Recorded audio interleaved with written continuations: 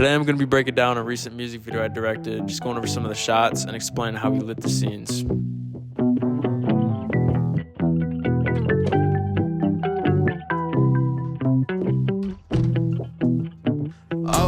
For this video, I wanted just a hangout that felt pretty organic between a few friends, sort of taking inspiration from Euphoria, and especially how we were going about the colors. I really wanted it to be very vibrant. And throughout the video, we'd see the main character, the artist, Dakota, go down a mental spiral.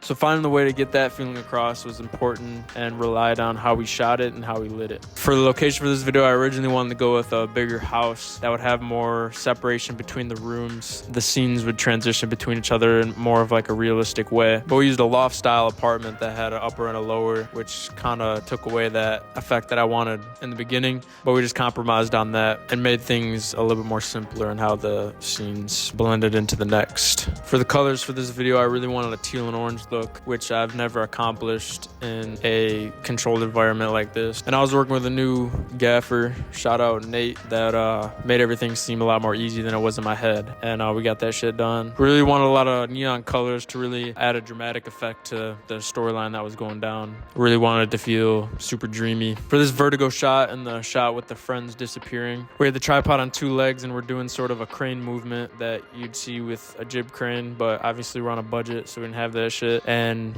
we just got it done. It kind of got the feeling across, and then in post I just added a zoom in effect, so then it created the vertigo effect where the background was like pushing away and it looked super crazy. And then obviously we just had some fog spraying right under them. The more fog the better, and it makes everything feel a little bit more dramatic. And in the final video I just muffled the song during those parts, so it kind of added to like the isolated feel. It really made it feel like the artist was kind of going insane. And then it leads into the friend disappearing shot, which was just the shot of them looking at the camera and a static shot obviously. So we did one take with them there, and then just did another take with them not there, and then just added a fade in between. And that's a pretty simple ass shot, but turned out pretty sick in the final edit, and I was happy with how it turned out. For this snorri cam shot, it wasn't used too many times in the video. It was at a key point where you started to see the mental spiral, and it acted sort of as a transition between the vertigo shot and the shot of him looking at his friends and just kind of showing that he's going a little crazy. And we did that with one of my small cheap tripods I've had for a couple years that I use for light sometimes. And we just had a string wrapped up around the leg and then wrapped around his neck,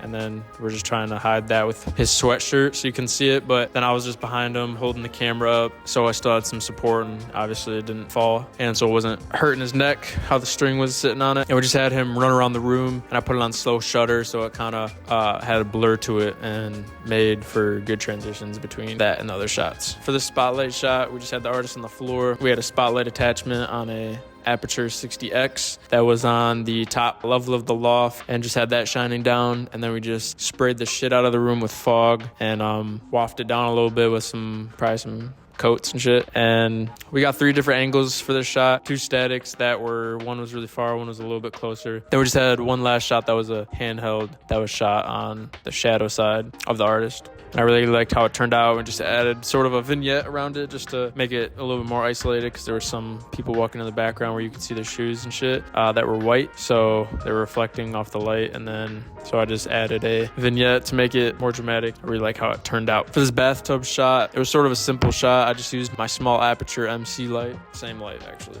same color too, like basically that same teal. We just had the light on one side of the artist's face, and someone was just holding it up real quick for the shot because it was a really quick shot, and we were about to get our time was almost up, so we were rushing to get that real quick.